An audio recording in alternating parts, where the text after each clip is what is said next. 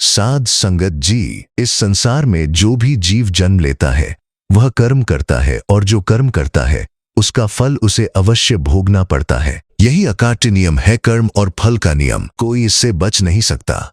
चाहे राजा हो या रंक, विद्वान हो या मूर्ख, सबको अपने किए हुए कर्मों का लेखा देना ही पड़ता है। एक समय की बात है, सप्तम पातशाह, दया के सागर, करुणा के अवतार श्री गुरु हरिराय साहिब जी कीरतपुर साहिब की पावन धरती पर विराजमान थे। सद्गुरु जी का हृदय इतना कोमल था कि वे न केवल मनुष्यों बल्कि पशु पक्षियों और समस्त जीवों के दुख से भी व्याकुल हो उठते थे। उनका जीवन ही परोपकार, दया और सेवा का प्रत्यक्ष स्वरूप था। एक दिन गुरु महाराज जी सिखों के साथ वन की ओर भ्रमण के लिए गए।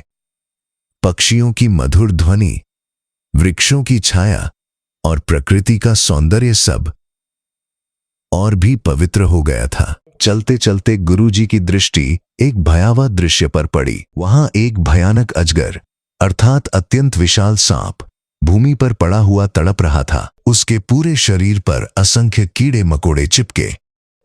वे कीड़े उस अजगर को काट काट कर खा रहे थे। उसका मांस जगह जगह से नोचा जा चुका था। उसकी खाल फट चुकी थी और उसके शरीर से रक्त बह रहा था। वो पीड़ा से कराह रहा था, परंतु उसकी पीड़ा को समझने वाला कोई नहीं था। यह दृश्य देखकर श्री गुरु हरिराय साहिब जी का हृदय द्रवित हो गया। दया के सागर सद्गुरु जी से ये पीड़ा देखी नहीं गई। उनके नेत्रों से करुणा झलकने लगी। गुरुजी ने अपने तरकश से अर्धचंद्र आकार का तीर निकाला। यह कोई क्रोध का कार्य नहीं था, बल्कि करुणा का निर्णय था। गुरु महाराज ने वह तीर अजगर की ओर चलाया।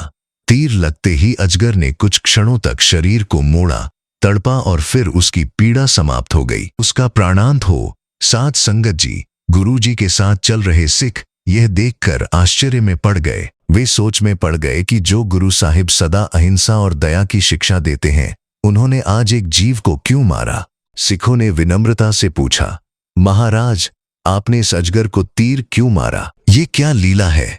कृपा करके हमें इसका रहस्य समझाइए। तब सद्गुरु श्री गुरु हरिराय साहिब जी ने अत्यंत गंभीर और करुणामयी स्वर में वचन किए, हे सिखो, ये जो तुम्हें अजगर दिखाई दे रहा था, ये अपने पिछले जन्म में एक पाखंडी पंडित था। वो स्वयं को गुरु कहलवाता था। बाहर से साधु का वेश, भीतर अहंकार और लोभ से भरा हुआ। वह लोगों को उपदेश देता था, भक्ति और वैराग्य की बातें करता था, लेकिन स्वयं उन पर कभी अमल नहीं करता था। उसका हृदय नाम से खाली था। उसका ध्यान केवल माया, धन और मान सम्मान पर था। उसने भोली भाली संगत को ठग कर बहुत धन इकट्ठा किया। पूजा और भक्ति के नाम पर जो दान मिला, उसे भी स्वार्थ के लिए खाया।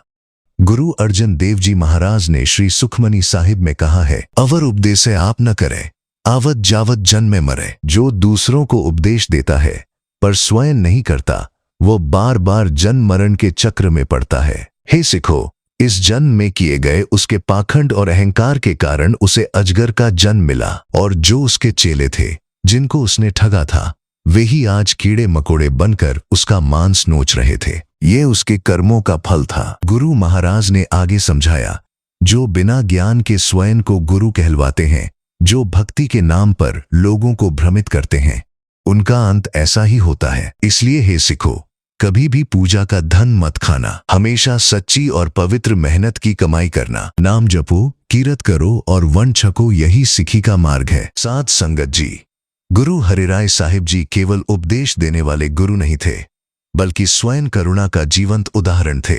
एक बार गुरुजी घुड़सवारी का अभ्यास कर रहे थे। उसी समय एक छोटा बालक डर के कारण गिर पड़ा। गुरु महाराज ने तुरंत घोड़े की लगाम खींची, नीचे उतरे, बालक को उठाया, उसके आंसू पोंछे और स्नेह से कहा, डर मत बेटा, एक दिन तू वीर योद्धा बनेगा। तेरे घोड़े की टापों से शत्रुओं के दिल कांपेंगे। ऐसे ही गुरुजी ने सिखों में साहस, करुणा और निर्भयता का बीज बोया। इसी कारण सिख इतिहास में महान योद्धा और शहीद हुए, जिन्होंने धर्म की रक्षा के लिए अपने प्राण न्यौछावर कर दिए, पर अन्याय के आगे कभी झुके नहीं। एक बार सिखों ने गुरुजी से पूछा, हम रोज गुरबाणी का पाठ करते हैं, पर कई पंक्तियों के अर्थ समझ में नहीं आते, क्या ऐसा पाठ भी फलदायक है? गुरुजी उन्हें एक उजड़े गांव की ओर ले गए। रास्ते में गुरुजी ने जमीन से एक टूटी हुई मिट्टी की ठीकर उठाई और कहा, इसे ध्यान से देखो। वो ठीकर घी रखने वाले बर्तन की थी। धूप पड़ते ही उसमें से चिकनाहट झलकने लगी। गुरुजी ने समझाया, भले ही बर्तन टूट गया हो, पर उसका प्रभाव अभी भी है। वैसे ही जो श्रद्धा और प्रेम से गुरबाणी का पाठ करता है, भले ही उसे अर्थ न आए, बाणी उसके हृदय में बस जाती है और समय आने पर अपना प्रभाव दिखाती है। गुरु हरिराय साहिब जी ने सिखों को यह भी सिखाया कि गुरबाणी का अत्यंत आदर करना चाहिए। एक बार रात को शब्द का कीर्तन हो रहा था। गुरुजी सम्मान में तुरंत उठे और उसी समय उन्हें चोट लग गई। सिखों ने पूछा, महाराज इतनी शीघ्रता क्यों? गुरुजी ने कहा,